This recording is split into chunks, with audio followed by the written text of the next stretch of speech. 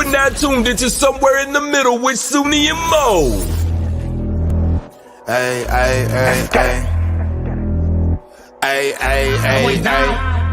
Hey, Don on the beat. Hey, I got so many ops. Everywhere I go, I got so many ops. so many y'all. I know they plotting against me. I know it's hate, they wanna kill me, but please don't tempt me, cause I got so many Glocks. Hey, ain't none of them empty. Jesus said they would hate me too. That's how I know it's envy. I got so many ops. What's up? Soonie, Popping y'all. Huh? guess what? Chicken butt. It's like what? You know how we were talking about Nostradamus before you hit the play? Yeah. Bro, What? I found a picture of Nostradamus. He's black. I look like a Chinaman. So, dude, Negro Damus is not that far off. Why? How come you'll say Negro but won't say nigga? Because The it's same not, thing. That's not what they call it on the show, Soonie, because they had him on a primetime show. They couldn't call him that. They called him Negro Damus. Okay, guys, that is a sneak peek of what's to come in the show. Okay, just so you know, Mo is about to do a Nostradamus. Nostradamus. How'd you say it, Sootie? Nostradamus. No. That's what I thought it was. I said, who the fuck is Nostradamus? I don't know what she's talking about. Who It's is that? Nostradamus. We're about to do a Nostradamus education session, and there's a reason, because we're going to talk about World War III. What's up, Jacqueline? Everybody say what's up in the comments box. Give this video a like. Give this video a share. We are only on for an hour today because Soonie got places to go and people to see. And things to do. All right. So we're going to move fast today. We're going to move fast. Okay. So let me just go over the topics really quick, and then we can get into some like funny stuff really quick, and then we'll slide on into the topics. All right. So not in any type of order. What's up, Michelle? Not in any type of order. We're going to be talking about Charlie Kirk, because Charlie Kirk made what I think and Soonie thinks is probably the most ignorant statement I have heard. And I'm really baffled by people who are defending what he's saying, even if you look at it in the context of what he said it in. Mm-hmm. It's ridiculous. Now, Jerron, if you're listening, if you guys watched last week's show, Jerron was on last week. Good news. He's going to be joining us every other Friday. Now, not this Friday, obviously, but next Friday, he's going to be joining us. I'm sorry, not next Friday, next show that we do, which will be a Tuesday, not next week. We'll explain, okay? But there's going to be a show that just me and Jerron do, and me and Jerron are also going to talk about this particular Charlie Kirk topic because he wanted to talk about it. So we'll revisit it. I'm going to play what Soonie's comments were so he can react to it as if Soonie were here on what she thought about it. But it's just going to be me and Jerron for that show because Soonie's going to be in the mountains, okay? But we'll play all the clips and stuff for you guys so you guys can see all that. Another person that I felt made kind of a dumb statement was Vivek Ramaswamy. Child support. Child support, man. He made a crazy statement on child support. And when I heard, oh no, but that's why I'm saying this statement. You guys are going to hear the statement, and I want to know what you guys think about the statement. But I thought the statement was dumb, and I was like, bro, you ain't gonna get no likes with that type of statement. She ain't gonna. I mean, I don't know. I don't know. Think? There's some people who are like, I get what he's saying. No, I don't even see how that's going to work. Then we're going to talk about Kari Lake. Y'all know that I feel like we were really the first ones last week to kind of talk about this Kari Lake audio. Obviously not the first, because Benny Johnson was talking about it, but he was obviously paid to post about it. But we were the first ones to really question if this thing was even real. Because we didn't think it was real. And we got a little bit more information on this, and I'm still rather suspect of this whole situation. And now there's been more commentary about it and people defending her, which I don't understand. But we're going to talk about that as well. Obviously, we're going to talk about the border crisis and the potential threat of civil war, which is where Nostradamus comes into play. Okay. And I think Soonie also wanted to touch on a situation that she's personally going through with her school and her kids. She did a live about it yesterday, which was really good. And we definitely want to touch on that. So get involved with your school, your kids' schooling, man. Yeah, please. For sure. For sure. Oh my gosh. Are you one of those? I was looking at all the comments from the Shade Room. I went over to YouTube and was looking at all the comments. About there what? were a lot of women agreeing with Ramaswamy. I was like, of course they were agreeing. No, of course. Okay, wait, really quick. I want to talk about Ramaswamy, but going back to Kari Lake, you know who made a video agreeing with her? No, who? Steven Crowder. Oh, Jesus Christ. Jesus. He's trying to get back in the good graces of women, looks like. Why are you doing this? Why are so many people being so understanding of this? Yeah. To me, that's just baffling. I don't get it. You know, I know that. Okay, let's just pretend for a second I'm Nostradamus and you're Negrodamus. Okay, I'm going to make a prediction. I'm going to make a prediction that, because we've been talking about this for a while, that I think like in the influencer circles and people that talk about this stuff, that like shit's eventually going to hit the fan, and all these people that talk and don't substantiate their claims and talk out of their ass or talk for money or talk for clicks, that all this shit eventually is going to come colliding for them. I'm going to make a Nostradamus prediction that is going to happen in the next 4 months. In the next 4 months. Yeah, 4 or 5 months. Yeah. It's really going to come to a head. We'll see. What's your prediction? I don't know. You don't think everything, go ahead. You said you don't think? What were you about to say?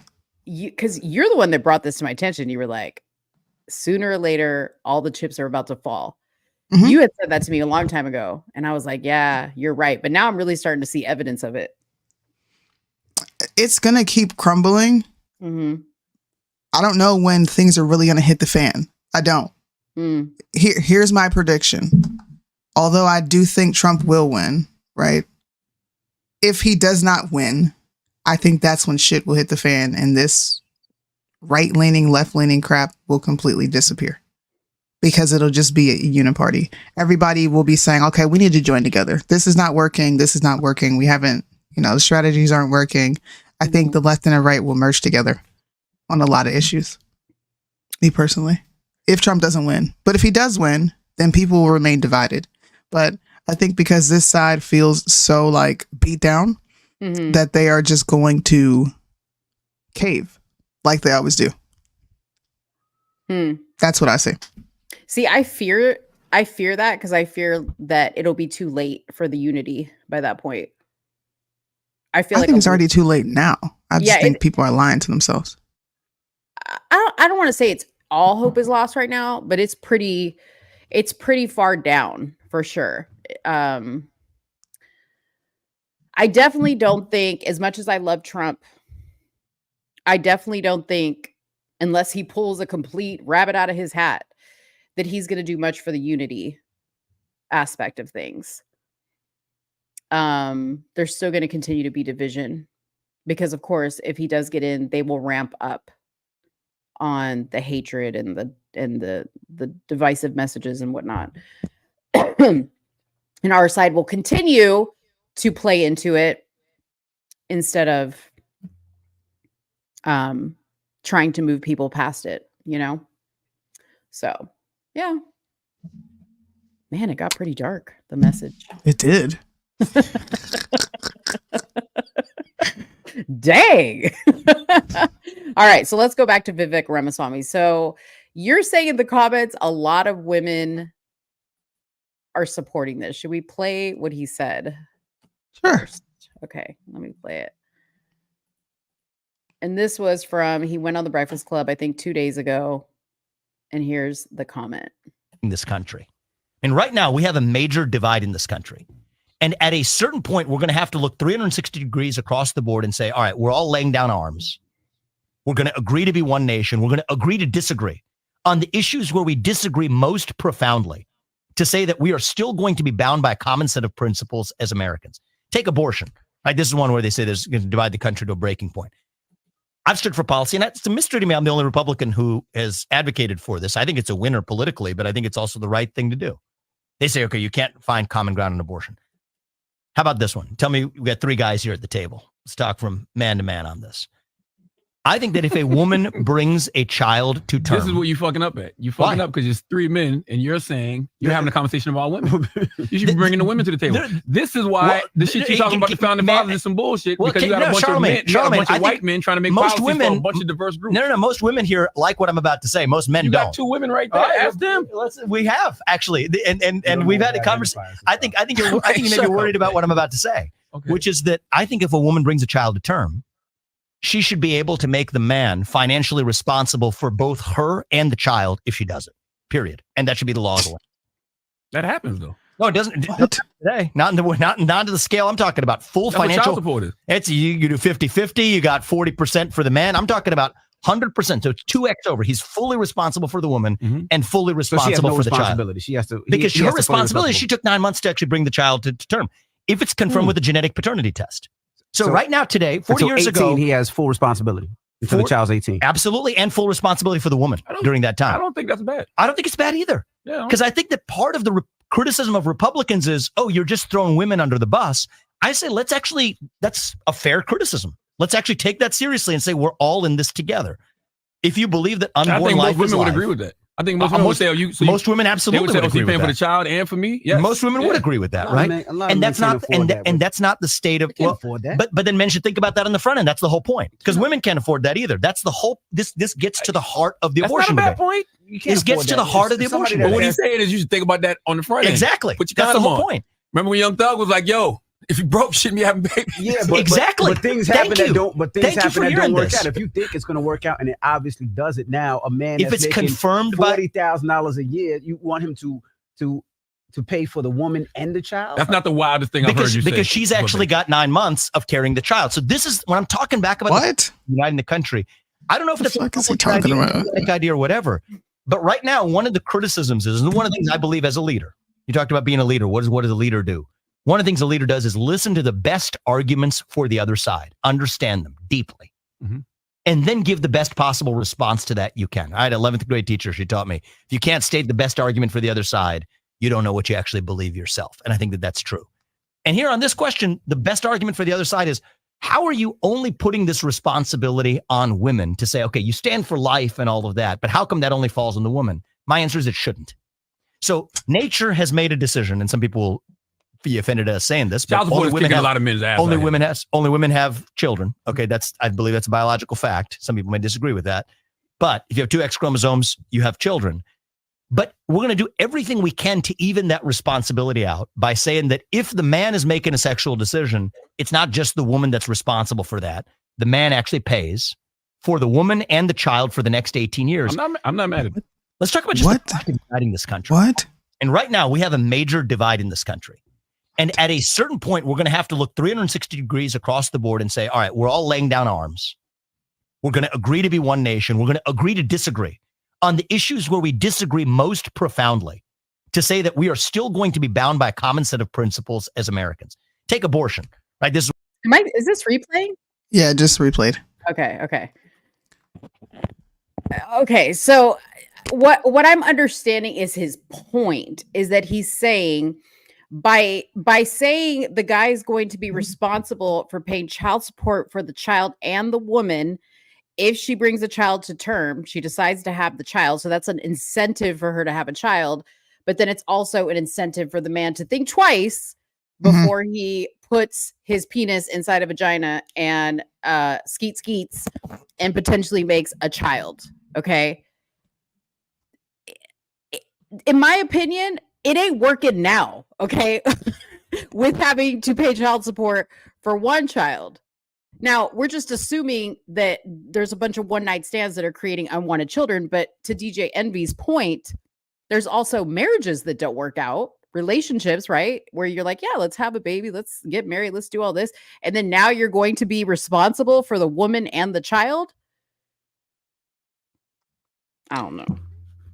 He just lost a whole lot of support because the number one, it already exists. It's called spousal support. 2, a man is not required to pay for your life and the kid's life, especially if you have a choice and killing it and he doesn't.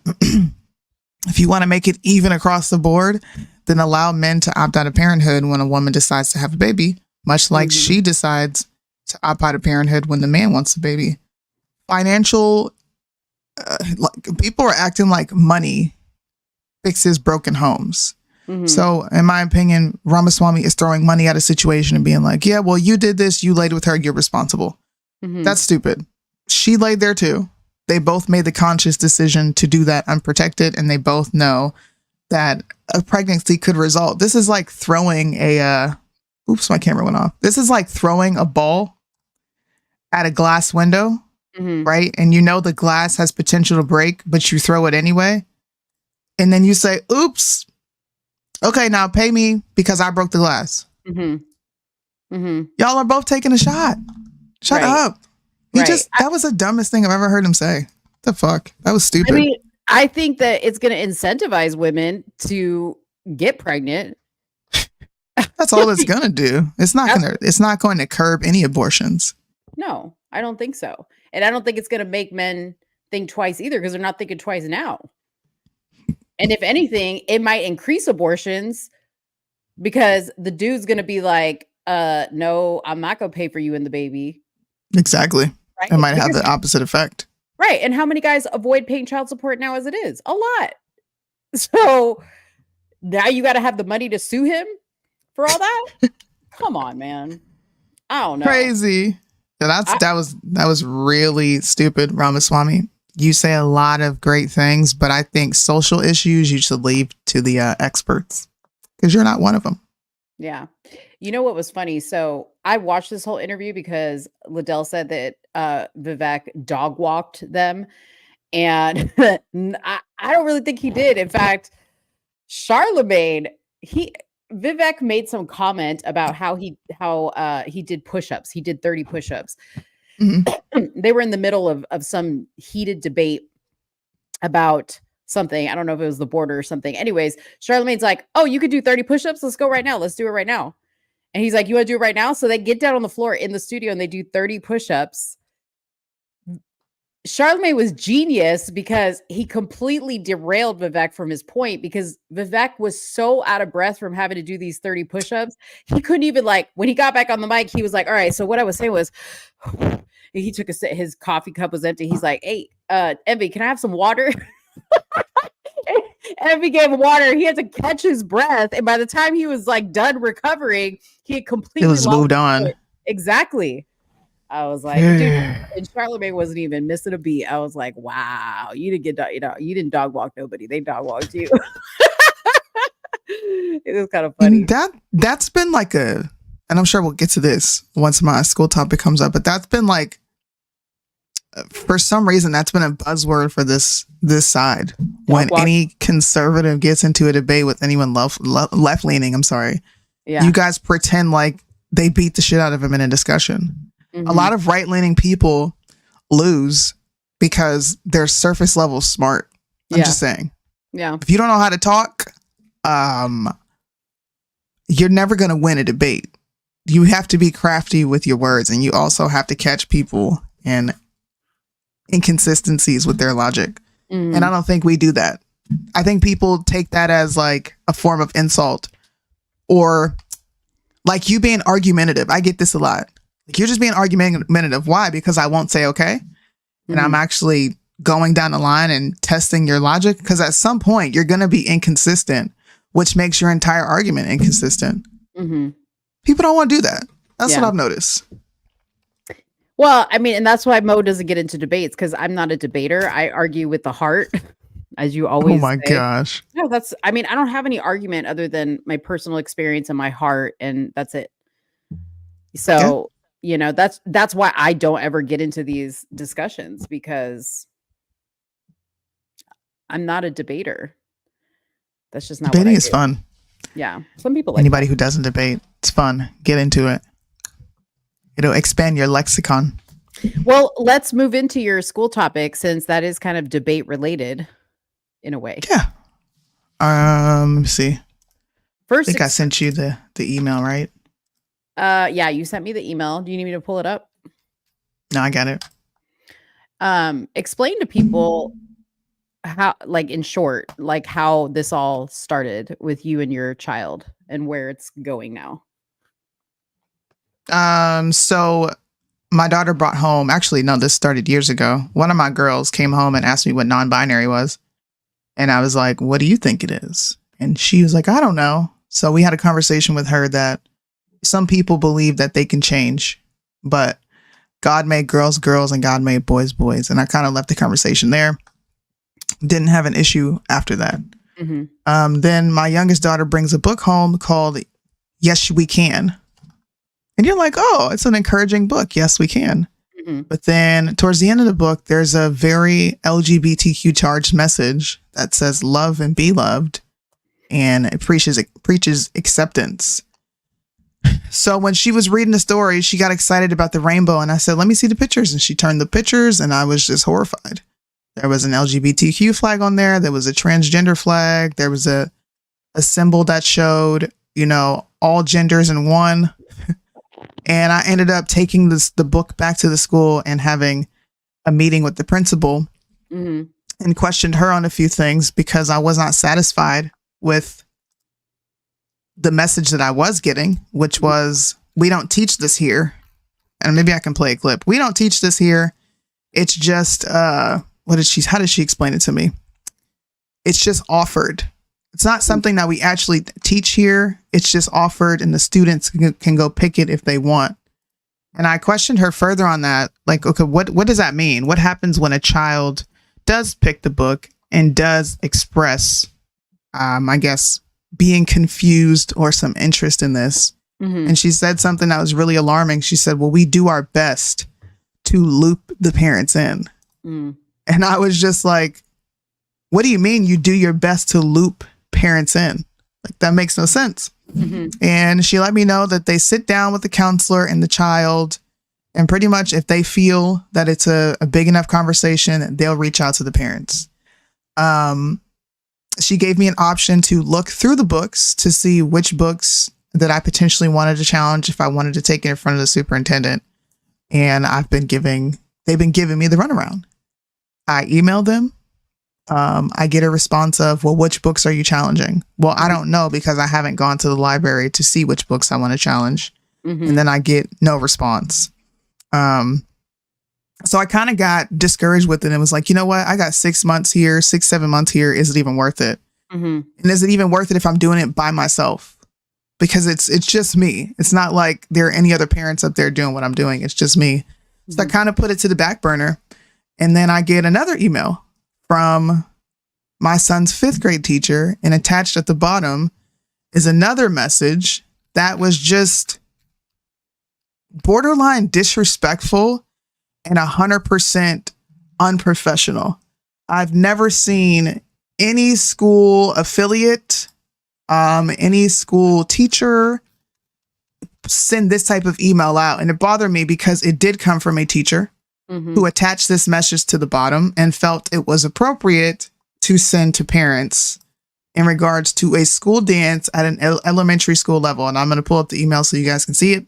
This is the email in its entirety. I have not added anything. Of course, I cropped out their personal email and cropped out my personal email, but this was the email I got. It says, parents, you will drop your child off, sign them in with us, and give us your contact info. Parents, you will need to physically pick your child up from the dance. We will not allow any child to walk, bike, or scooter home alone, no matter how close you live. Students will only leave with a guardian. Parents, there is a strict 8 p.m. pickup. There is no after party. And the PTO board starts charging a $5 fee of every minute after 8 p.m. Parents, no, you cannot stay unless you signed up to volunteer with the PTO for the dance through the PTO board. I have that list, so I know who you are. Sorry, perks of volunteering with the PTO. Please don't make us kick you out. Now, on a surface level, elementary school, y'all. Elementary school. This is elementary school. On a surface level, and I posted this all over the Okinawa event pages. I posted it. Mm-hmm. A lot of people are like, well, what's your problem with it? Number one, you're telling me that I can't go to a 3rd grade dance with my 8-year-old child. Mm-hmm. 2, you're telling me that your discernment is better than mine because you know the PTO board members that you don't do background checks on, that we literally sign up in a line full of people where you're just taking our money, okay? Because that's what y'all do.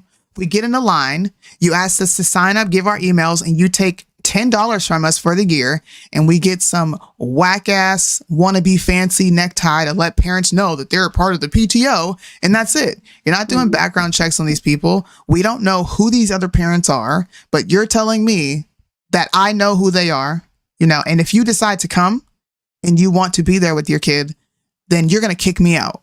Mm-hmm. Yeah. How is this allowed to be sent to parents from a school website? I mean, from a school, not even a website, but this is coming from a school. Yeah.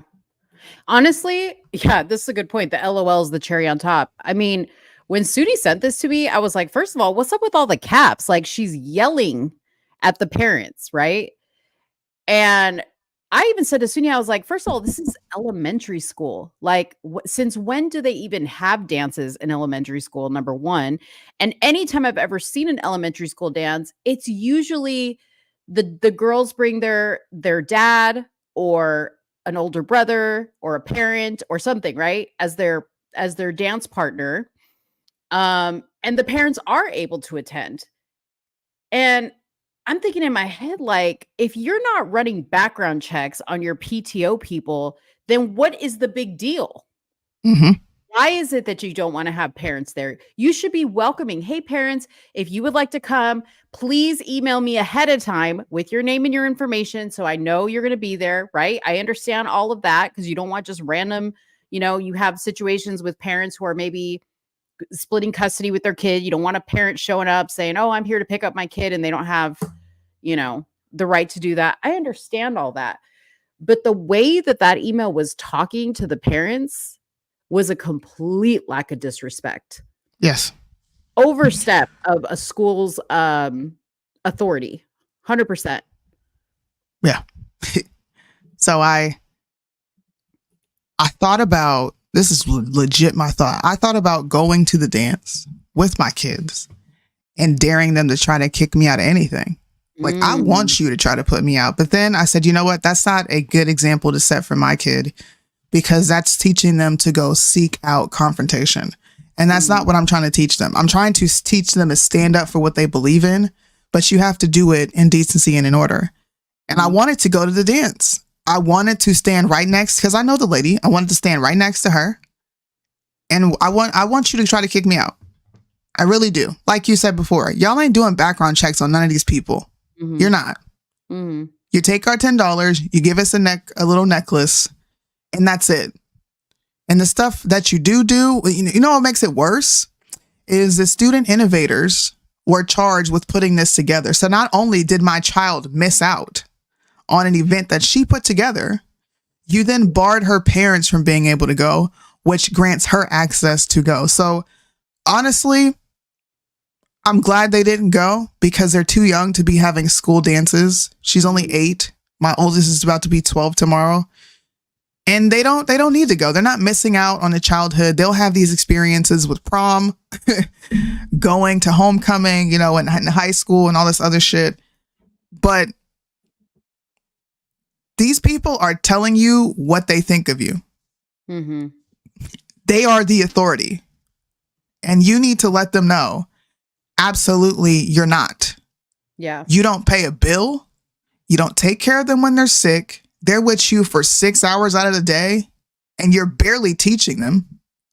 You're inundating these children with BS concepts of, we're going to solve world hunger.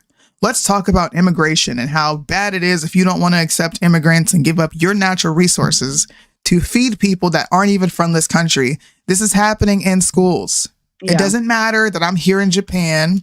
Now, the difference is I'm here every day to combat anything that's taught in the school. And my kids actually enjoy the school. The school is not a bad school. I have great teachers there. It's just this year where it has gotten so bad and these people are blatantly disrespectful and they don't care about your views. They don't. I'm going to play this clip of me talking to the principal because of the book that I found my child reading. And this goes back to the topic of the topic that I had on the live, which was Moms of Liberty versus Joy Reid. If you guys haven't watched that interview, it's 12 minutes. Go watch it. Everybody was sharing those clips, pretending like this woman beat the crap out of Joy Reid and this is how you're supposed to do it. And she didn't ask the one most important question that you should ask anytime you are going back and forth with a school that pushes inclusivity. This is what you need to ask them. For students to self-select. So inclusivity is taught here.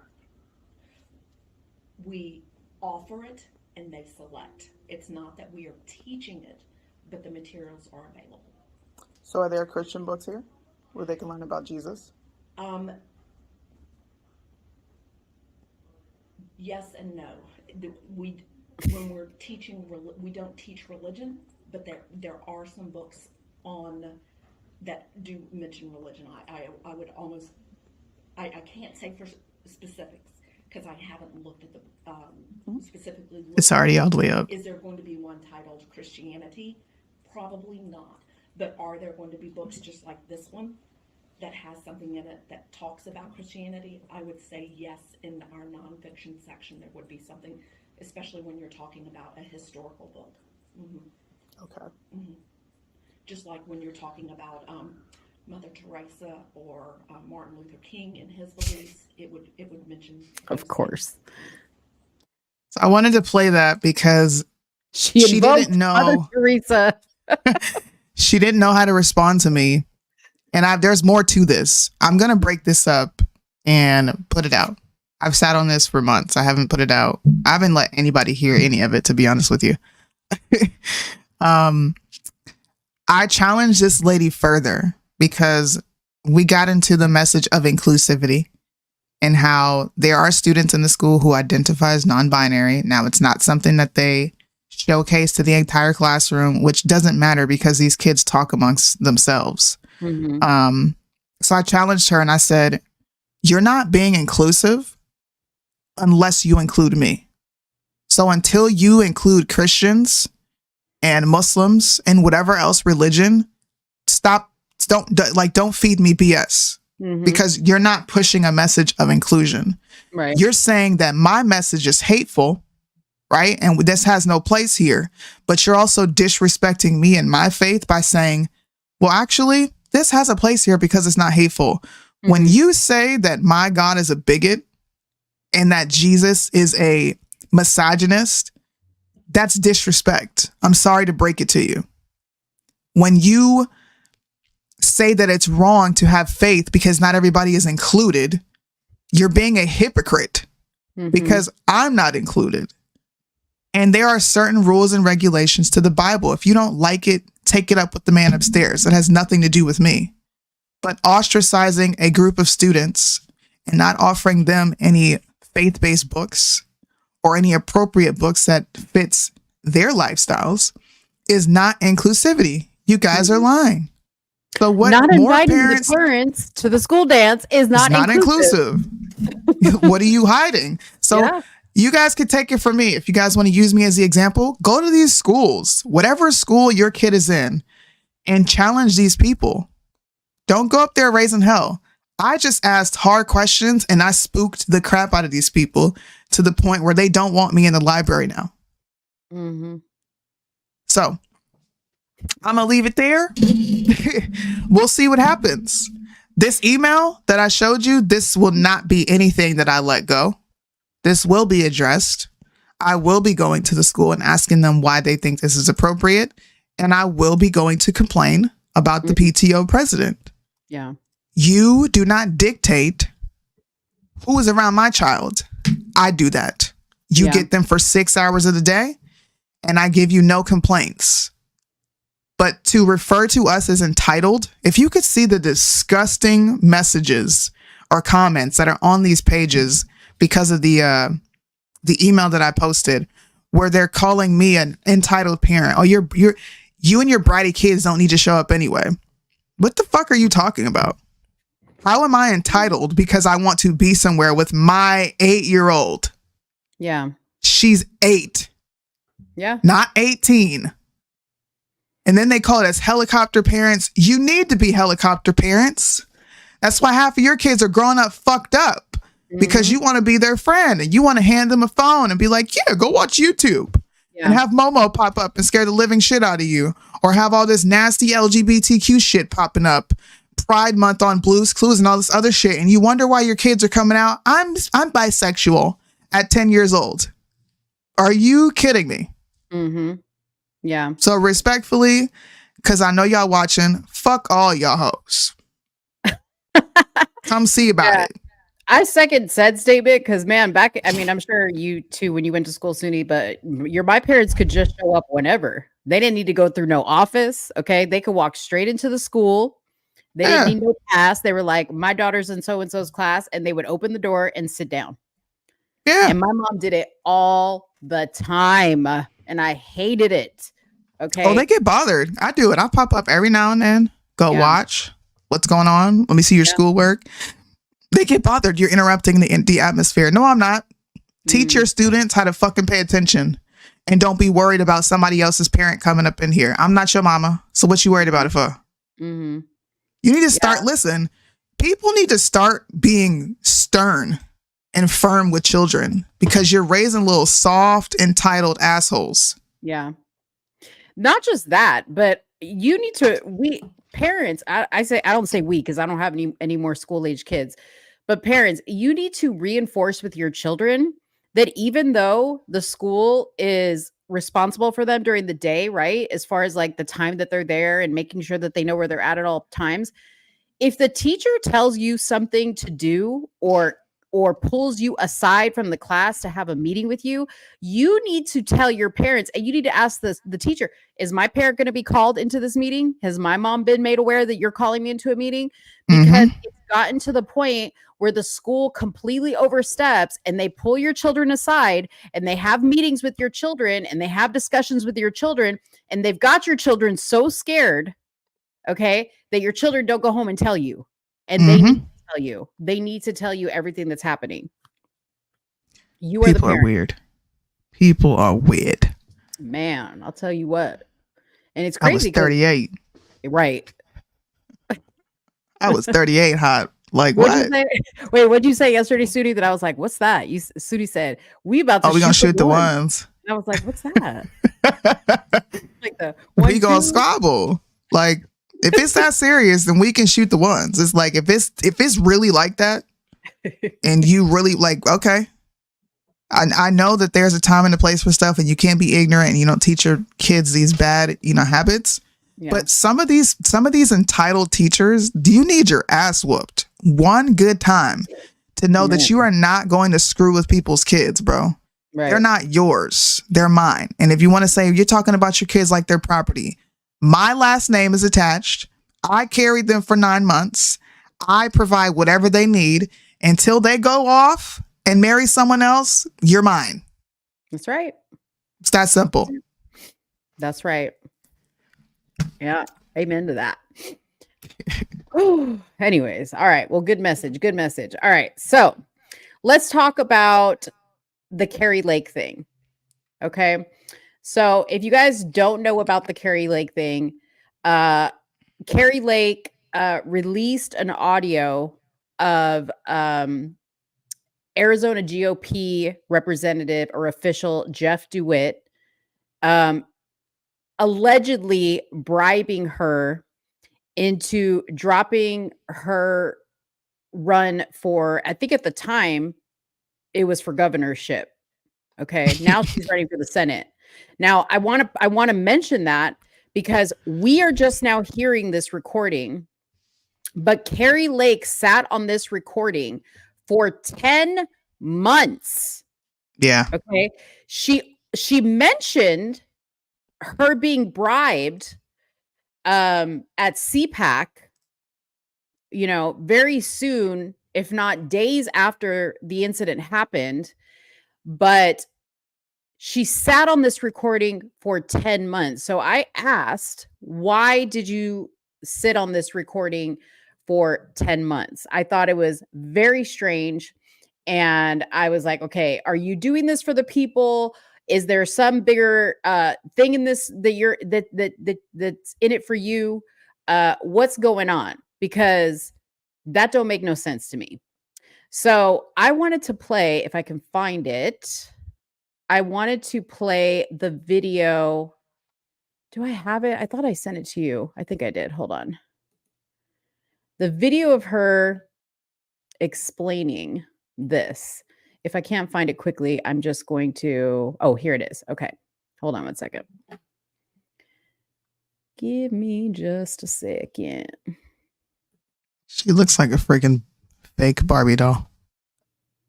Like she doesn't even look like a real human. Well, you know what's weird is I always looked at Kari Lake and I was like, man, she's got a hell of a lighting setup, but she looks like that in real life. Yeah, all that collagen, isn't that what it is? And Botox. I don't know, but she looks airbrushed in real life. Like she looks pounds of makeup. Yeah, it's very weird. Y'all ever heard of spritz? Y'all, if you black, you know what spritz is. Oh yeah, spritz. Yeah, you think she got spritz? She got something because her hair don't move. I don't know. They put a whole bunch of spritz in there. I was so blown away at how tall she was. Like that's what blew me away first and foremost. I was like, damn, she really is a big bitch. I can't find the video that I was trying to search for here. But okay, basically she basically said this. She said, honestly, the way this video came about was I was sitting around and I found the video on my phone and I said to my team, you know what? I want to listen to this just the other day. And she listens to it and she tells Megyn Kelly, my skin crawled when I heard it because I was instantly reminded at how disgusting what transpired that day was. But honestly, I'd forgot all about it. So that's why the recording just now came out. That's her excuse for just now releasing it, because she just remembered she had it. Yet, never mind that she's been talking about it at CPAC. Yeah. Okay. Never mind that just listening to it again makes her want to come out of her skin. She somehow forgot about it and then was like, oh, now's a good time to conveniently release this, and then asked for this guy to resign. Okay.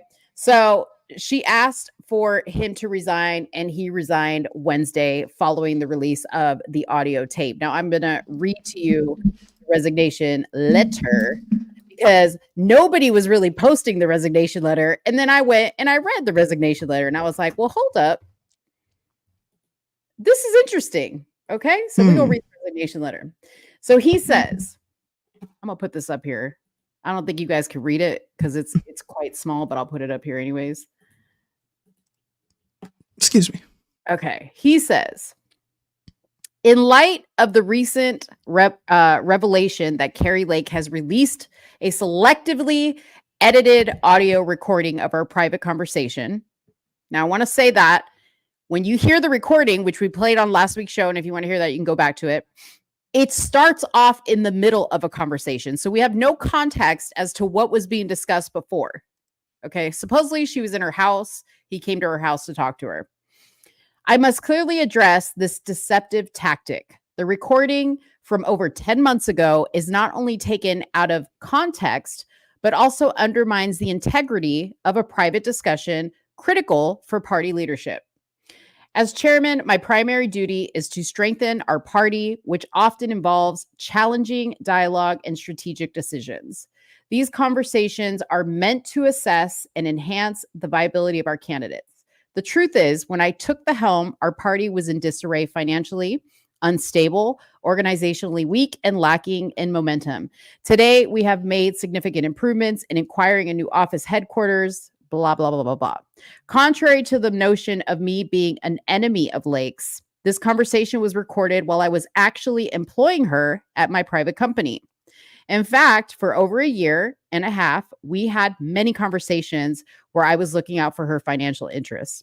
The ethical breach in her recording of our conversation while Lake was my employee raises serious legal and moral concerns. Now, I would expect, I want to preface that recording him in the state or in the state of Arizona is not legal. What he's saying is because she was an employee under his company policy, it is illegal because it's a breach of confidentiality. The act of recording was not just a betrayal of trust, but also a violation of the fiduciary responsibilities of an employee. Contrary to accusations of bribery, my discussion was transparent and intended to offer perspective, not coercion. I don't know about that. When I listened to the conversation, it didn't sound like that. Our relationship was based on friendship, and the conversation that is now being scrutinized was an open, unguarded exchange between friends in the living room of her house. I genuinely believed I was offering a helpful perspective to someone I considered a friend. Lake has a massive megaphone that I cannot compete with. I'm just a business and financial guy that got recruited into this unpaid role that demands the amount of time of roughly 2 full-time jobs, nights, weekends, holidays, and more all workdays. My motivation for accepting the position was that I wanted to contribute privately or positively, with the primary focus being the betterment of Arizona and our nation through the election of competent individuals. While there is much more that I could express, I must refrain from defending myself as it could potentially undermine this objective. Since our conversation where I advised Lake to postpone her campaign and aim for the governor's position in 2 years, she has been on a mission to destroy me. It was a suggestion made in good faith, believing it could benefit both for future prospects and the party's overall strategy. The release of our conversation by Lakes confirms a disturbing tendency to exploit private interactions for personal gain and increase concerns about her habit of secretly recording personal and private conversations. This is obviously a concern given how much interaction she has with high-profile people like Donald Trump. He goes on to say, I'm sorry, guys, I'm almost done. Effective a United States senator can be when they can be trusted to engage in private and confidential conversations. I said things I regret, but I realized when hearing Lake's recording that I was set up. I believe she orchestrated this entire situation to have control over the state party, and it is obvious from the recording that she crafted her performance responses, which I agreed with because I said she used some very language that if you're talking to somebody in your home who's a friend, I wouldn't be using, like, we're for the people. And I don't even talk to Soonie like that. I don't talk to Soonie like that. She was intending to use this recording later to portray herself as a hero in her own story. I completely agree with that. This morning, I was determined to fight for my position. However, a few hours ago, I received an ultimatum from Lake's team. Resign today or face the release of a new, more damaging recording. Why not just release it anyways? Kari, you're for the people. Why are you just using this to threaten the man? Just release the recording. I am truly unsure of its contents, but considering our numerous past open conversations as friends, I've decided not to take the risk. I'm resigning as Lake requested in the hope that she will honor her commitment to cease her attacks, allowing me to return to the business sector, a field I find more logical and prefer over politics. I'm a proud supporter of President Trump, having worked diligently, you should, because he endorsed your campaign, and served in his administration for 2 years and returned as the CEO of the 2020 campaign. Like many Republicans, I'm eager to see him return to the White House, bringing back low inflation, blah, blah, blah, blah, blah. In closing, my actions will always reflect what's best for Arizona Republicans, our commendable elected officials, and our mission to reclaim the White House. This is all such a distraction to that mission that I'm doing as Miss Lake wishes. I'm stepping down as chairman of the Arizona Republican Party. Now, let me preface really quick. I think both of them are full of shit in multiple ways. Like, I don't think this guy, Jeff DeWitt, is 100% innocent, nor do I care about him in any way or protect him. I'm just saying this whole thing reeks of political bullshit. And Kari is using it to her advantage. He could be using it to his advantage. He could have been resigning all along. I don't know. But the fact that people are defending her when you don't even know the whole story, you don't even know the whole context. She's using information that she supposedly has to threaten this man even further. Yeah. And don't question why she doesn't just release the information if it's corruption that you're trying to expose is crazy to me. Well, it's not to be trusted. I'm just gonna call it what it is. People can get mad at me. I don't really care. What is it? Well, blackmail. You're blackmailing him. That is what you did in front of millions of Americans, and millions of Americans are supporting blackmail.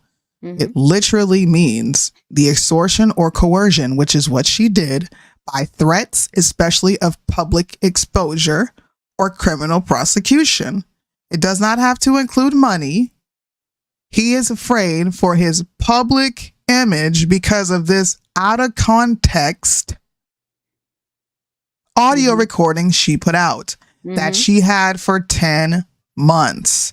You are coercing this man into quitting because you're a woman. You can't win a fight fair and square, so you have to resort to vindictive, disgusting behavior. This is why I don't believe women should be anywhere near close to any positions of power. You blackmailed him. That is not how you get things done. Oh, wait a minute. It is how you get things done.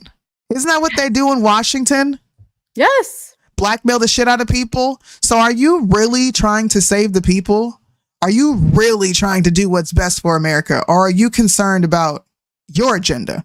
Right. Which is what 99% of politicians do once they get to a certain level. It becomes what they envision for the country, which is by definition authoritarian. Right. I don't like Kari Lake. I've never liked her. She looks fake. She got exposed for supporting the LGBTQ bullshit. Drag queens came out and exposed her for having her kids around, for her hanging around. She literally did a video saying, well, I like the way they do makeup. So yeah, I had them around. If you guys don't wake up and smell the freaking coffee, you're so easily manipulated by scandal and corruption, and you don't question the person that's coming from. She blackmailed this man in broad daylight in front of all of us, and you're still continuing to support her while she offers no other solution. Yeah. She's not putting out the extra recordings. Why wouldn't you put them out if you are genuinely trying to expose the corruption within the Republican Party or the GOP? Yeah. Yeah. I wanted to pull this up really quick because Soonie and I have been quite critical of Maggie McCarthy, also known as MAGA Midge, before her account was taken down and she got married to Daniel McCarthy, who's a politician as well. But she has some very interesting highlights. Okay. Now we criticize people around here. Okay. But when we go back to your stuff and 95% of your stuff on this particular person has actually come to fruition, we got to say on this, we're going to highlight your page. Okay. So I want you guys to go to Maggie McCarthy AZ on Instagram, and on her highlights right here, she's got Kari Lake 1, Kari Lake 2, Kari Lake 3. Go through it. Okay. You're going to see that it starts with her campaign run for governor. She was the one who exposed, and Soonie covered it when she did expose it. Kari Lake taking pictures with a bunch of drag queens. Okay. When she said she was completely against all that stuff. In fact, the drag queen that she was friends with, very close with, came out and spoke out and said, oh, Kari's like, she's big in this community. Yeah. So all I'm saying is we're not here to talk shit about people. But Kari Lake's campaign doesn't pay me or Soonie, nor would we do it, right? Because we don't just endorse people for money. But you got to look at what is actually in front of you, not what you want to see. Yes, she's a pretty woman with a very nice image. She says all the right things. She follows Trump around. She's MAGA, MAGA, MAGA, MAGA, MAGA. But is she really about what she says she's about?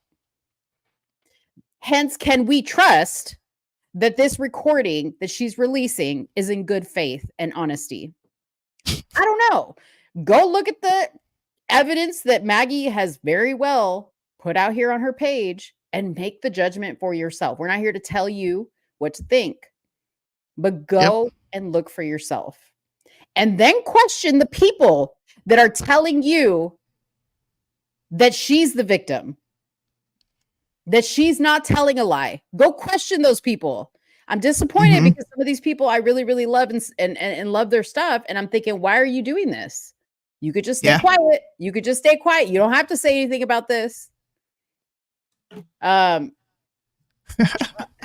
Trump was supposed to go to Arizona for some type of event tomorrow, and he has since canceled it. Is the heat of this a little too much for him? He don't want to have nothing to do with it. We will soon know if we don't see Kari invited to all the other rallies and caucuses and whatnot. I mean, I don't know. I think the conversation is simple. She blackmailed him and he quit. And anything could be in those audios. We don't know. It doesn't even have to be politically motivated. Anything could be in that audio. Anything. And I'm going to like go on a stretch here and say his explanation makes far more sense than hers. I can see how things are taken out of context. I can. Let's just paint the scenario real quick. Hey, Soonie, we know you're like pushing the show, but we need just give us a year. We need a year. We'll set you up good. You don't have to worry about anything. And we'll push the hell out of your shit in a year once we got everything set in place. Is that bribing me? Or is that saying I can do more for you if you just sit back and wait for a year? We got you. Don't do this right now. Just sit back and wait. Is that bribery? No. But if I put the audio out and I say that this was the bribery recording that I was talking about 10 months ago, and I've already built the narrative around it, it would very much so sound like they're trying to bribe me to sit out and not speak. That's how I'm looking at this. It doesn't sound like bribery to me. It didn't sound like bribery to me when the first time we played it. I was just like, nah. Right. Why you? Who are you? Are you popular nationally? Like, if we look at how she's polling nationally, really? Well, really? Can I just point out that she came out of nowhere? She was a newscaster, okay? She was a journalist. And she came out of nowhere, just like, who was that other fool? God, what was his name? You exposed him. It was the whole reason why some people stopped talking to you. God, what was that guy's name? He was running in California. In California? The Cuban guy. Trimino. Anthony Trimino. See, that was another one. He came out of nowhere. All this money, all this support, all this backing. Everybody was talking about him. She's the same thing. She came out of nowhere. Nobody knew who Kari Lake was. She was an anchor on the local news. Yeah, that's true. And now she's like the savior of the Republican Party in Arizona? What? Okay, first of all, you can't be... Listen, you know why I've never gotten a bribery offer? Because I make it clear you can't bribe me to do something unethical. You can make an offer to me, okay? But if it comes to unethical things, I've never gotten an offer because I don't tolerate that. Yeah. That's why, and I know the feminists are going to be mad. This is why Mo has never been sexually harassed, because Mo don't tolerate that. And I give off the vibe so nobody comes and sexually harasses me. Okay. But I guarantee you, most people who get sexually harassed give off a vibe that they might welcome that type of behavior. So I said this the other day. Why, Kari Lake, does he feel so comfortable and sound so comfortable talking to you about this? Like it's a conversation y'all have had before. Yeah. That's what that sounded like to me. Which would strengthen the out of context claims. Right. Out of context. Oh, by the way, I'm going to keep bringing this up to y'all. It doesn't matter what her face looks like. What matters is what the fuck is behind her. That is literally the feminist icon. Yes, and that's her. We can do it. Are you... I'm so sick of being right on women in politics that it's sickening. I just want to be wrong one time. Just one time. That's it. I really want somebody to come back and be like, you were wrong. And I would be like, you know what? You got that. Because I was definitely wrong on that. Yeah. Yeah. All right. Let's move quickly to Charlie Kirk. Okay. I'm going to play this this video from Charlie Kirk. He was on a show, Thought Crime, Charlie Kirk and Jack Prosebek, or whoever that guy's name is. I can never pronounce his name. And he made this statement. Now, this is from attorney Ben Crump's page. Doesn't mean I support him, but he had the video clip. So here you go. That's why I think this United story and the DEI story hits so hard, because we've all been in the back of a plane when the turbulence hits or when you're flying through a storm. Okay, wait. DEI is diversity and inclusion. Okay, so United Diversity, Airlines, equity, inclusion. Equity, inclusion. United Airlines, Delta Airlines, a lot of airlines have had a inclusion, diversity, whatever you want to call it, policy. I think we've pointed out that it's been in their policy. It's just now being highlighted, right? Yeah. That's what he's talking about. Storm, and you're like, I'm so glad I saw the guy with the right stuff and the square jaw get into the cockpit before we took off, and I feel better now. No, I mean, like, you want to go thought crime? Like, I'm sorry, if I see a black pilot, I'm going to be like, boy, I hope he's qualified. Well, that's the you wouldn't have done that. You wouldn't have. You wouldn't have done that before. That's not an immediate. No, you wouldn't have done that before. before. That's not who I am. That's not what I believe. It is the reality the left has created. And that's what. First of all, this dude right here, he says, aren't you glad when you get on a plane and you see a dude with the right stuff and a square jaw? Yeah. What's the right stuff? What is the right stuff? What does any of this mean? Like, truly, what does any of this mean? Straight up. What does it all mean? Yeah. I'm gonna let you people are going to say that you're being sensitive. You're taking it out of context. That's not what they meant. They are going to be hiring more black people that aren't qualified. I'm here to like clue you in, but there are certain prerequisites that are not optional when flying commercial. Want to know why? Because they're charged with flying thousands, if not millions of Americans yearly, monthly, all over the nation and abroad. Do you really think they want lawsuits out the ass for a diversity hire? Are you serious? Or are you just afraid to come out and admit that you think kind of low of black people? Or else, why would you be worried? Why would you even care? I sent Mo some of the prerequisites. I'm going to read some of them to you. This is what's required. Commercial pilots are required to hold and include a minimum of 15,000 hours of total flight time. That's a minimum. Not across the board, a minimum. Okay? Becoming an airline pilot involves extensive training, qualifications, aviation experience, so it is quite challenging to achieve. So what you just said was you don't think black people can actually achieve this? You don't think we actually meet the criteria or have the capabilities for extensive training and aviation experience? And you also just indicted how many schools How many instructors that are actually teaching these people before they even get to a commercial level? Because there's so many levels that you have to get to before you can even sign up for this. Like, why can't we just have honest discussions? What is wrong? Listen, if you're worried that a pilot is black because you have some sort of bias, then fucking say that.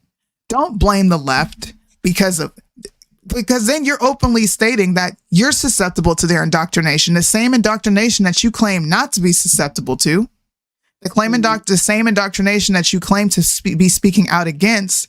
You're getting on and you're positively reinforcing it.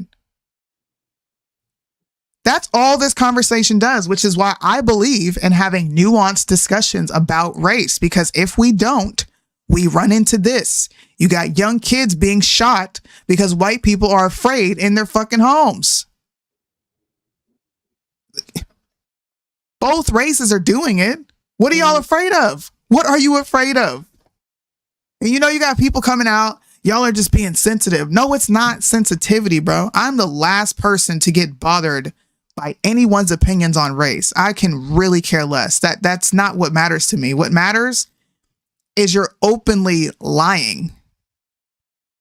You have a bias in your head about blacks. Would you be worried if a black man was on your basketball team? No. You know why? Because you expect them to perform well in the arena of athletics. You do. Would you be afraid of how your record is going to turn out if you're going to make a musical record? No. You want to know why? Because you know we dominate in that. You know this. There are fewer than 300 black pilots nationally in America.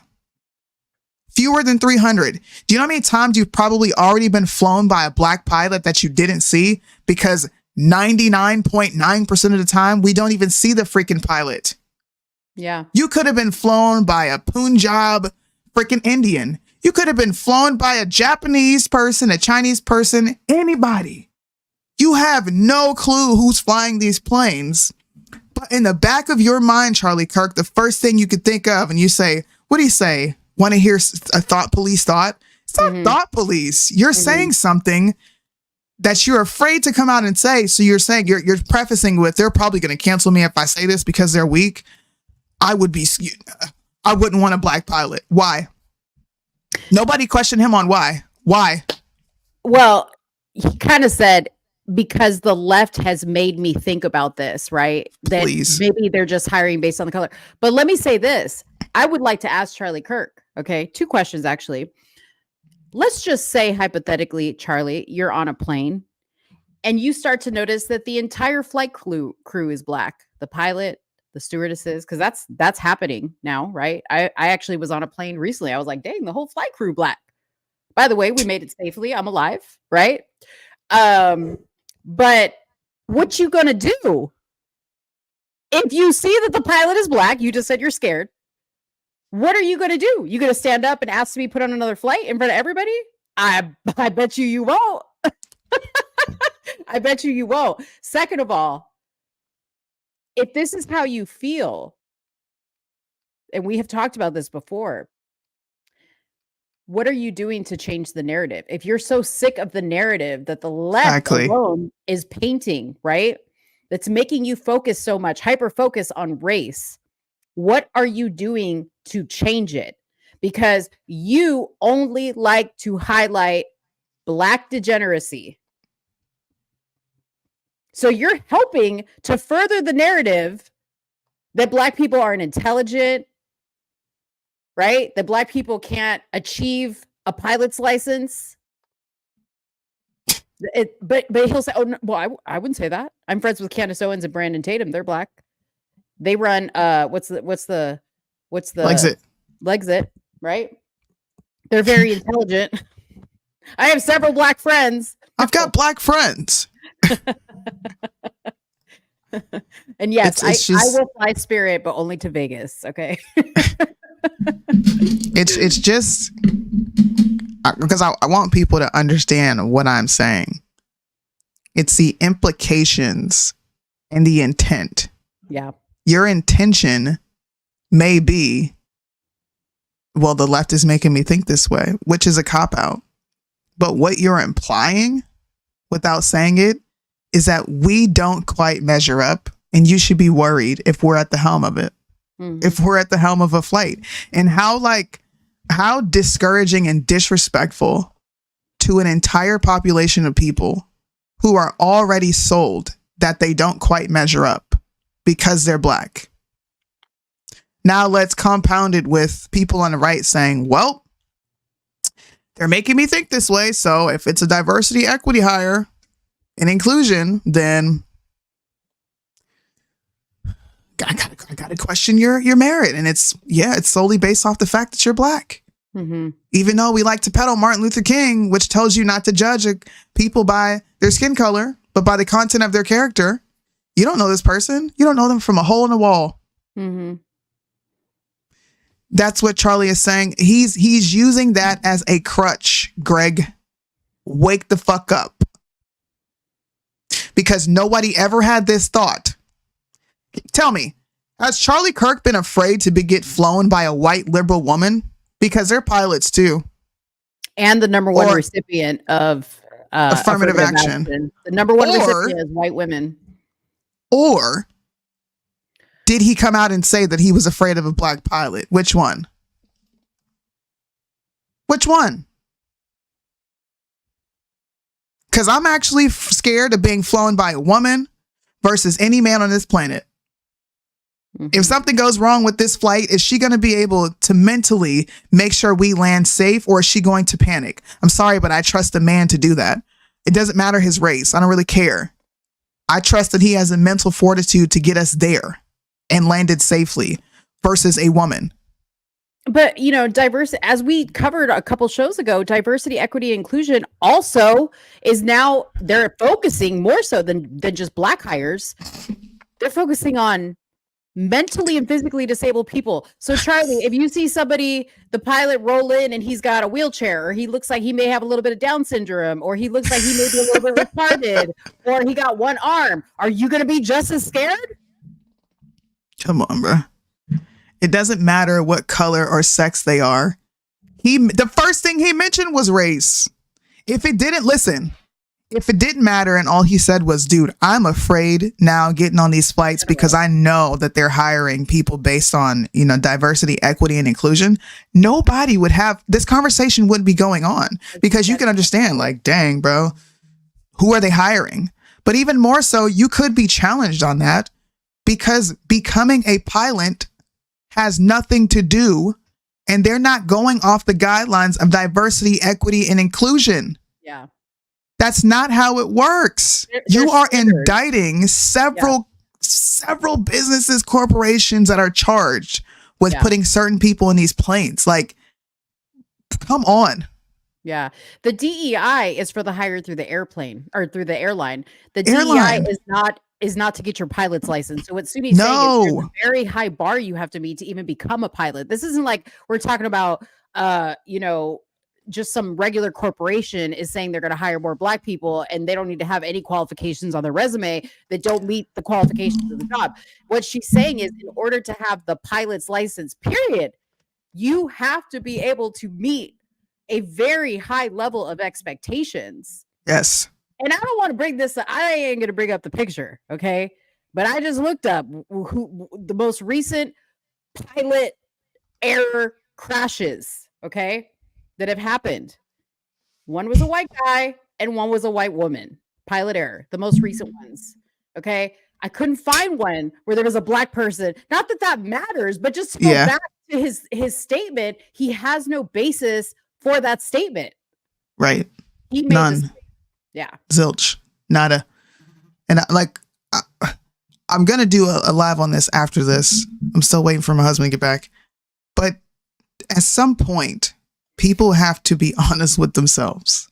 Like, you have to be honest with yourself. I was doing a bit of research, and I'm going to be bringing this up in the latter days. I'm probably going to do a whole series on my own page of how to lie with statistics and how conservatives have lied with statistics. I myself have used very flawed statistics to push forth a point instead of being not lazy, okay, because most people are lazy, and actually doing the math and understanding what these numbers mean, we have literally stereotyped two different groups of people, and we continue to perpetuate the stereotype and complain about race relations in this country, and then throw off responsibility on the left. You ought to be ashamed of yourself. Like, I'm not being, what's the word I'm looking for? I'm not exaggerating. I was talking to Mo about this before we went live. I'm not exaggerating when I say apples and oranges are being compared. Yeah. And it is effectively making one group look like shit while the other one gets away scot fucking free. Soonie, I know you don't want to go that deep into this, but at least bring up the little math equation you did for me. And I want to say this, you guys, okay? And this is why our show is called Somewhere in the Middle. Anybody who's watching this show or has watched this show knows that I don't even like these types of conversations because I hate the whole race conversation. I usually don't play into it. But even I heard this statement. It was like, this is dumb. This is the dumbest thing. This is the most ignorant thing I've ever heard. And I felt like it had to be spoken about because the whole reason why I hate these conversations is because they go nowhere. And that brings me back to the conversation or the comment that Charlie made. Where are you go? Like, what is this accomplishing to make a statement like this? Mm-hmm. Okay. Oh, he's just expressing how he feels. Okay. Well, you don't always get to do that when you have this huge platform. You have to be very careful how you say things. And I'm not saying be careful and not use black or white and blah, blah, blah, blah, but don't make an ignorant statement on that when you have no facts to substantiate that fear. Yeah. If anybody can point out to me other than the fact that the left is always pushing the race thing, but actual facts on why we should just let this comment slide, please share them. But Sooney's going to share with you some numbers. Yeah. So I went to juvenile delinquents because they have a lot of statistics on children and their living arrangements. And this is being tracked. This has been tracked from 1970 all the way up to 2022. So I'm sure they'll come out with another data set soon. But right now, this is what we have to deal with. And the reason that I looked this up, sorry, I can't see the other side of my screen. Hopefully you guys can see it. It's a little bigger. The reason I was looking this up is because even centered around conversations like this that, you know, Charlie Kirk was having, they love to use the statistic of, well, black kids are growing up in homes without a father. You know, they're growing up in broken homes, which does create a statistic of you being far less likely of actually having success in life. It's not made up. It's true. I will concede that fact. I will concede that over 70% of our homes have a child out of wedlock. But we leave out the nuance of all these discussions. I wanted to compare because people always compare white and black. You're never going to get around it. Compare white and black. Mm-hmm. So how do the living arrangements of children vary by race? This is juvenile population. Like I said, this is from 1970 all the way to 2022. So right here, you have white parents, two-parent homes, children that are growing up in two-parent homes in America. And the year 2022 was 75.6%. Great, right? That's amazing. I'm glad that we have this many parents in the home with their children. And then you go down here and you go to black and it says 43%. Great. That's a big percent. I'm glad it's at least 40 because it could be lower than that. And in fact, you might think it's even lower than that when having these discussions. And then it went to the percentage of children living with only their mother by race, and ethnicity. You go here and it says 45.6% of black children are growing up with a home with only their mother. And you go down here to white and it says 16.7%. Now, somebody looking at this with their naked eye would say, damn, that is a gap. We need to do something about this. But my mind drifts a little further than that. I'm like, okay, we have, what is it?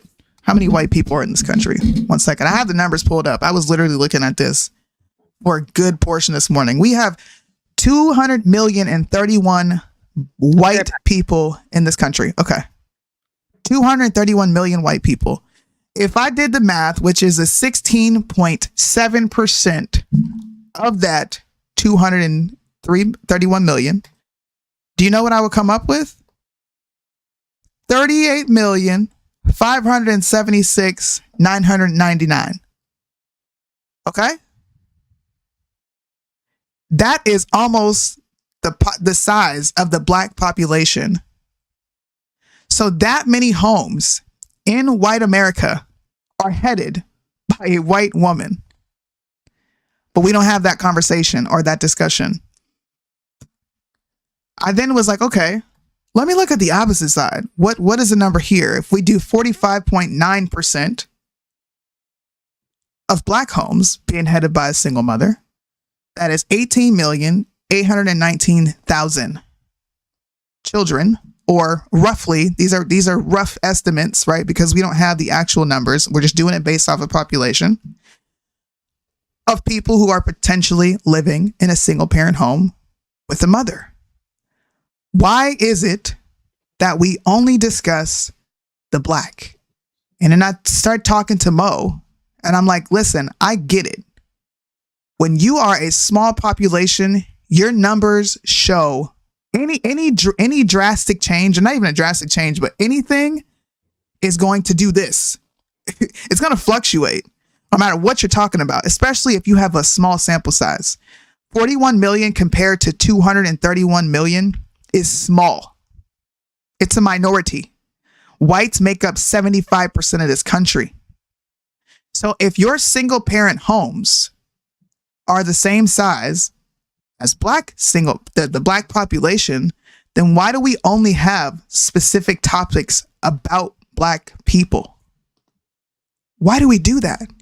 Because when I'm looking at these numbers in totality, we're being unfair with how we're judging each race. This does not take accountability away from any black person. For people who are going to say that, well, you don't want to hold them accountable. Yes, I do. I come from this population. I know what it's like. Of course, I want them to be held accountable for the things that they do. But we should also be having honest dialogues about why we discuss these things we do.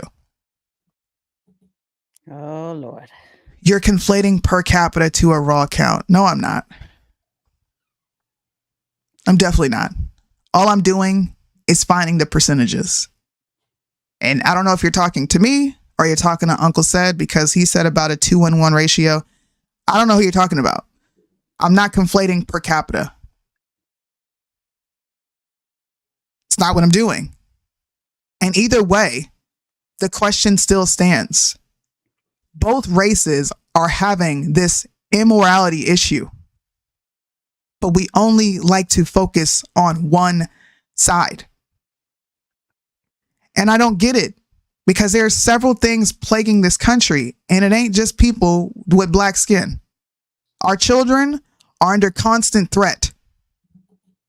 They're not safe because adults like to do nasty, disgusting, perverted things, and black people don't show up for that. We show up for homicides, violence, robberies, but when it comes to grape, and CP, we don't show up for that. And we also don't have a race-based discussion when we talk about sexual violent crimes. We don't do that. Why is that? But we want to attach a color to homicide. So all I'm doing is asking, why?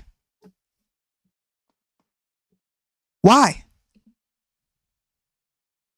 I agree with you, Greg. The number one problem in this country is broken homes, but we only talk about one group of people having broken homes. Yeah. What we're saying is that we don't highlight just broken homes. And I explained that to Soonie because it sells, right? What you brought that to the forefront of my mind, because I wasn't thinking about it that way. I was not. The one thing she said, and Christine said the same thing, black degeneracy sells. And then I was like, damn. So it really doesn't matter. Entertainment, black degeneracy sells. Politics, black degeneracy sells. Sports, black degeneracy sells. Mm-hmm. Why, as conservatives, the ones who are trying to disrupt the narrative, are we benefiting off of black degeneracy? Yeah. Let me tell you something. I'll give you a perfect example. Okay. Cardi B has millions and millions of subscribers, billions, maybe even. What's her name? Sexy Red, billions. Okay. There's a family. I can't remember their name. They're a black family. Actually, the wife is white. Okay. But still, husband's black. They have 15 kids, a gorgeous home. Oh, the Collins kids? The Collins kids, right? She stays at home. She's a housemaker. Nothing too exciting other than the fact that it's amazing they're able to do all that with all the kids that they have. But they don't have the subscribers that the Cardi B's and the Sexy Reds and anybody else that we like to follow because it's entertainment for us, right? It's content for us. Yeah. They're not popular. Because I told Soonie, I was like, if they want to put like a regular medium family income, full home, black mom, black dad, ain't nobody gonna be interested in that. No. And this right here is what I'm talking about. It's most devastating because we're a minority. It's devastating to any community.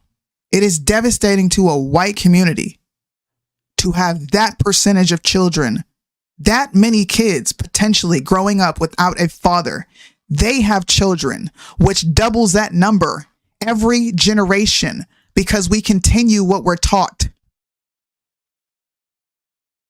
Why focus on this community, especially when you're doing nothing to fix it? You can tell people the problems all you want,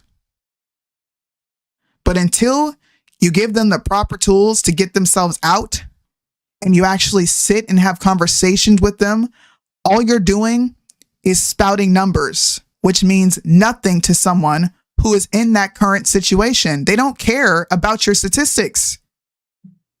They don't. It's not even in the forefront of their mind. You want to know what I was worried about growing up? How come I don't see my dad? How come everybody else has a dad, but I don't? That's what I grew up thinking. Yeah. How come my dad doesn't live with me? I grew up angry, mad at the world because I didn't have things that I felt I was due. Even as an adult, I was still mad at the world. You really think I gave a crap about your statistics? Or you telling me about the New Deal, especially something that I was not even interested in? They don't give a crap. You have to meet people where they are. That doesn't mean lower yourself to their standards. What it means is, let me hear where you're coming from. I don't have to agree with you. Where are you coming from? Okay, do you ever consider this? Do you ever consider that? We used to have the Boys and Girls Club. We used to have Big Brother programs. We used to have summer leagues when I was coming up. Most of the boys and the girls that I grew up with played basketball in the summer. Everybody hung out with their coach. You know, I know it's getting unsafe to do things like that, but that's how it was when I was growing up. You had people around you that were able to go higher than you were. That still was, they were trying to meet a need to get you there. But both sides have thrown their hands up. The people who left have thrown their hands up. I'm not helping with you. You don't want to listen to me. So you figure it out by yourself. And the other side is just as frustrated, like, you're looking down on me. So what would I listen to you for? Mm-hmm. It's a multifaceted issue. I wanted to address this comment. So Greg said, how do you get them out? De-incentivizing increased subsidy for father absence. So not how you do it. Well, this was kind of going back to what Vivek was proposing, is being a single mother is the new it career for women. So what incentive is there to have a father around? You got all these women saying you don't need a man. You could do it yourself. The baby daddy, having multiple baby daddies, is the new Birkin bag, is the new Gucci sunglasses. It's like seriously, it's like a claim to fame. How many baby daddies you got? And it's not just black women. There are white women doing the same thing. Hispanic women. Hello, my people. They love to have babies. They got baby daddies too. It's a little bit more frowned upon in the Hispanic community to not have the father around and not marry the woman that you knocked up. But it happens. And even if they do marry, guess what? The men like to cheat. So they go have babies elsewhere. I'm just saying. I don't know. We have to have honest discussions, and we have to have nuanced discussions. We can talk about the general things that are true, but if you're not willing to go past that, then you're not having a real conversation. Charlie Kirk is not having a real conversation. Charlie Kirk is pushing an already set narrative and bolstering it by saying, I am in fear of a black person getting behind the wheel in an airplane because of DEI, and completely ruling out that these men and women have to have prerequisites to even get there. I agree, Greg.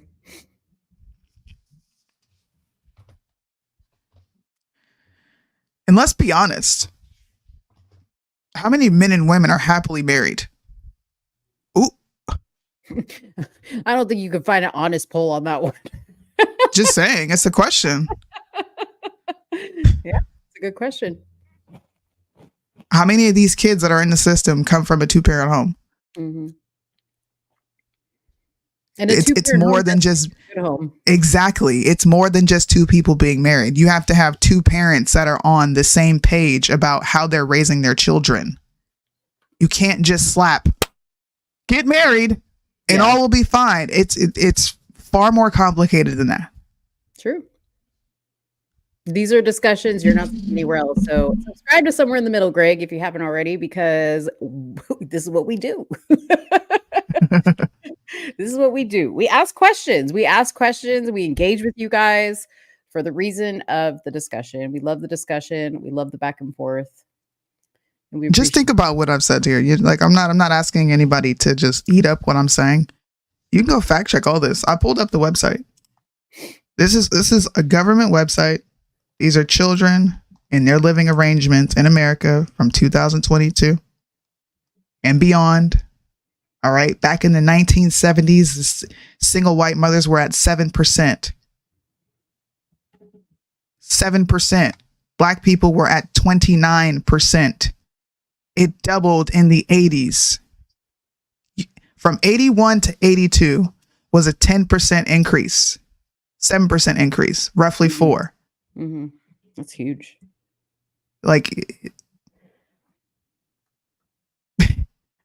And it's fluctuated since then. It went all the way up to 54%, dropped down to 48%, went back up to 51%.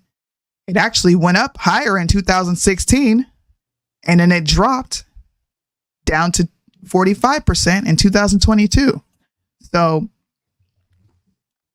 I just want to have a nuanced discussion. Listen, if anybody is watching this, whether you're watching it live or you're watching after, and you would like to challenge what I'm talking about, and you want to have that nuanced discussion, I am here for it.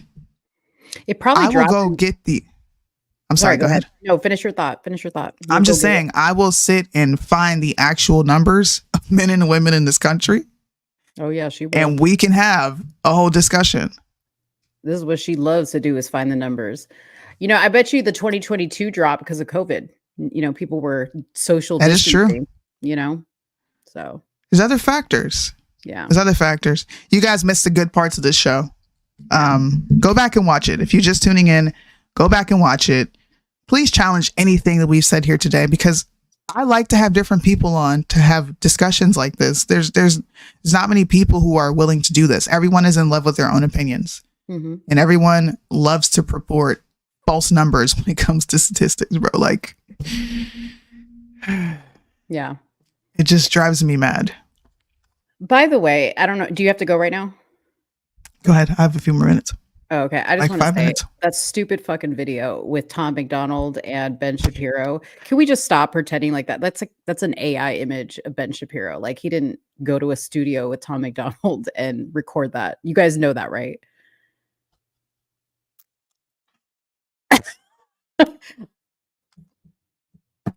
I'm just saying, I'm just like, why are we even highlighting this? People are like, this is fire. No, it's not. No, it's not. No, it's not. And y'all called Loza corny for doing that. So keep the same energy. Because he had Drake and 21 Savage and all those people in his videos that were AI generated. Yeah. And y'all called them corny and gimmicky. But now Tom McDonald does it. And you're like, ooh, look at Ben Shapiro and Tom McDonald. Right. Stop the cap. That was actually Ben. It was so trash. I don't think so. I don't know what it is. Ben I just simply said, why are you doing collabs with Canadians? You have rappers right here in that are far better than he is, and we're not collabing. I'm gonna be honest with y'all. I didn't watch it. I didn't listen to it because I don't care to. I'm not supporting Tom or Ben. I'm not giving nan one of y'all a view with them two posted to your page. And you're gonna force me to listen to it, aren't you? No, look at what Ben posted. Okay. I have officially made hip hop great again. See what I mean? It's okay for you to it's okay for you to criticize hip hop, but then it's okay for you to benefit off of hip hop. Yeah. Yeah, bro. Like, whatever. I don't even give a crap. I'm gonna get emotional about this because I really despise this man. Yeah. I don't think he even has the video. Does he have it on here? Hold on. I don't even think I'm sharing audio. Hold on. I'm gonna find it for you. I think Julius had it up on his page. It's a mockery, bro. These same phrases that you make fun of and call unintelligent and incoherent and lazy speak, ghetto speak, as I was told, you're now putting it in a rap song. Homie, no cap. I thought people with brain power didn't speak this way. Boys and girls, they can't cancel my message because I'm the biggest independent rapper in the whole freaking world. Claim that I'm racist, yeah, right.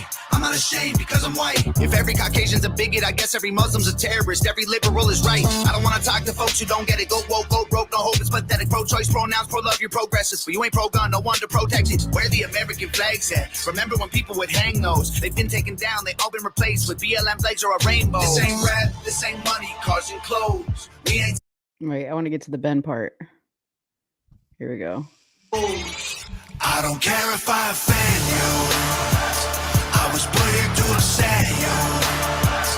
You can cry and you can scream. You can riot in the streets. You defunded the police. Now there's no one to protect you. I hope I offend you. I ask myself what would Ben do. Not even fucking conservative, bro. What? He's not even conservative. He made fun of conservatives during COVID. Like, why do y'all keep supporting this dude? Yes, I've got the facts. My money like Liz, my pockets are fat. Homie, I'm epic. Don't be a whack. Dog, it's a yarmulke. Homie, no cap. Look at the graphs. Look at my charts. You're blowing money on searches and cars. Home to prison. I'm on television. Dogs, no one knows who you are. Keep hating on me on the internet. My comment section all woke Karens. And I make racks off compound interest. Y'all live with your parents. Nikki, take some notes. I just did this for fun.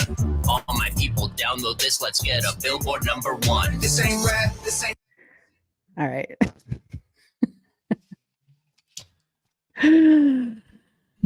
Oh, Soonie shady, man. She took those things off. She was like, I don't want to hear it. Shady. So what? You're not gonna denigrate hip hop music and then go benefit off of it and be like, my pockets are fat like Lizzo. Nigga, fuck you. That's how I feel. Well, you guys, I really wanted to get to talking about the border and Nostradamus and how many times World War III is invoked. Stay on.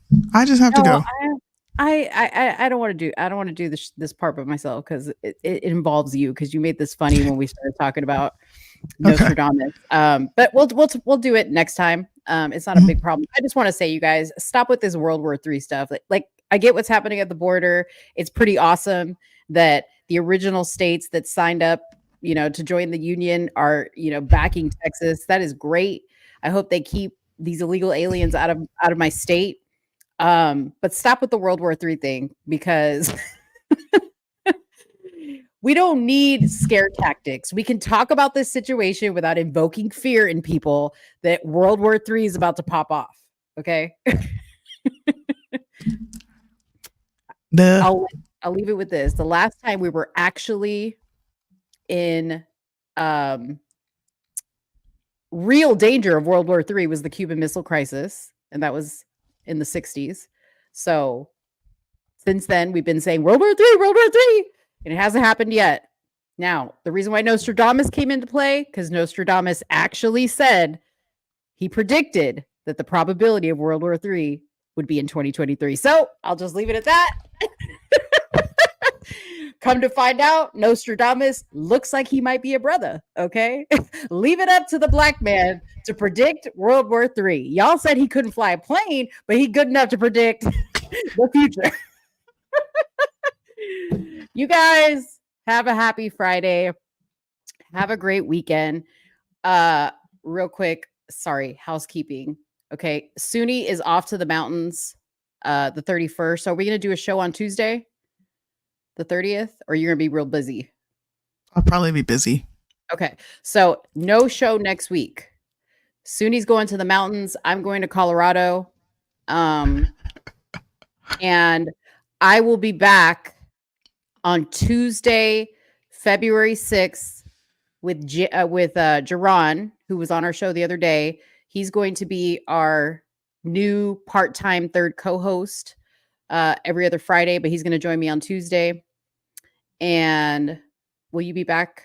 When are you coming back? The 9th. The 9th. Okay. Should be back on the 9th, but I don't know. She's going to be up to doing a show. She might be tired. So we'll play it by ear. We'll see. Yeah. Somebody requested me say Nigadamus. So I said Nigadamus. It's Friday. Have a good weekend. Bye, guys.